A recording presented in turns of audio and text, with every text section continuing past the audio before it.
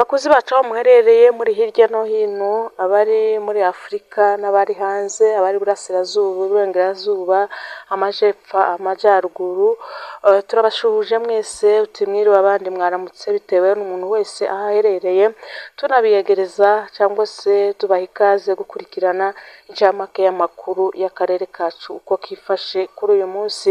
Rero mu makuru yacu y'umugoroba uyu munsi wa Niposho ku minsi 6 y'ukwezi kwa 12 umwaka w'ibihumbi 2025, turaza kubagezaho bitewe uburyo ki situwasiyo y'akarere yifashe mu minembwe hano mu madegu ndetse no mu nkengero zayo, ndetse turaza kunyarukira hariya mu mikarati aho mwumvishe habereye imiryango, tubagezeho n'indege yaje gukora impanuka iza kugwa muri Tanganyika aho yari imaze gufatwa n'amasasu hano mu minembwe.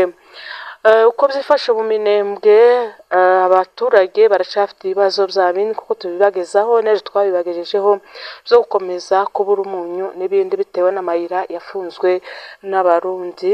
Ariko ejo na gatanu ubuyobozi bukuru bwaho plateau cyangwa bw'imisozi miremire ya minembwe kuko twabibabwiye mu cyumweru gishize bwari bwashizeho amategeko y'uburyo ki abantu bagomba kwihanganirana bagashiraho ibiciro buri muntu wese nubwo atari buri wese ariko benshi bogeraho.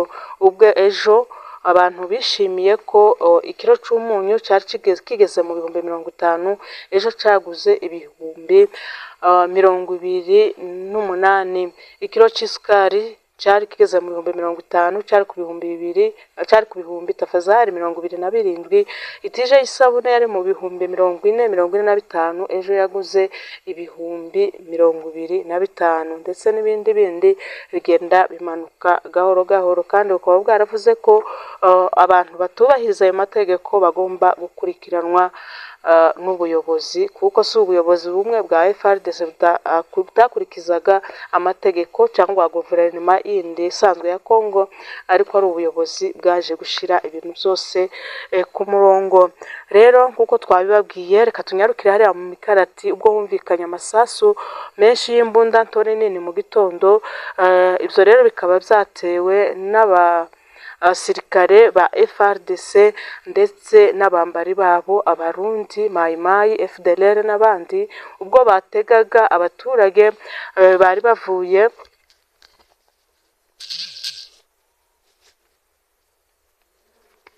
kuko rero twari tuvuze ubwo ni mu gitondo cy'uyu munsi wa Niposho ku minsi 6 y'ukwezi kwa 12 umwaka wa 2025, aho ni mu mikarati.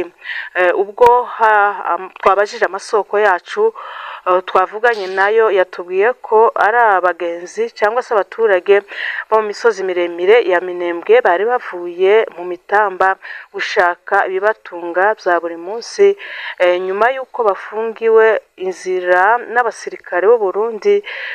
Bageze mu mikarati basanga batezwe n'abo banzi b'amahoro, barabarasa.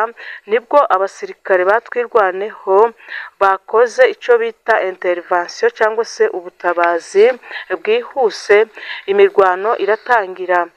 Kubw'amahirwe abo bagenzi baje kubona inzira mu gihe gito, nibwo kandi haje kuza indege ya gisirikare yo mu bwoko bwa helicopter itangira kurasa abo basirikare muri iyo mirwano aho bari ku rugamba.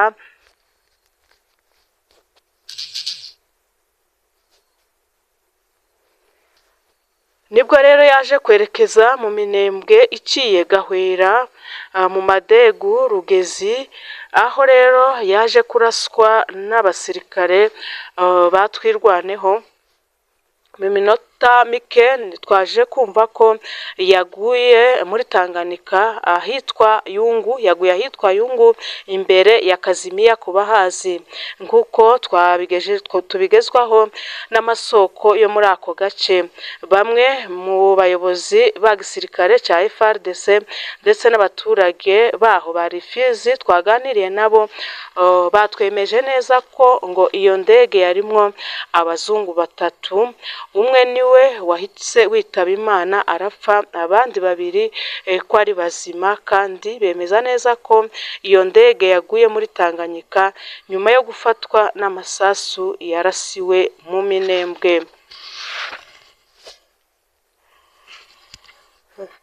Bakunzi bacu rero aho muherereye, akaba ari iyo nkuru twabateguriye ku mugoroba w'uyu munsi. Andi makuru tuzayabagezaho ubutaha.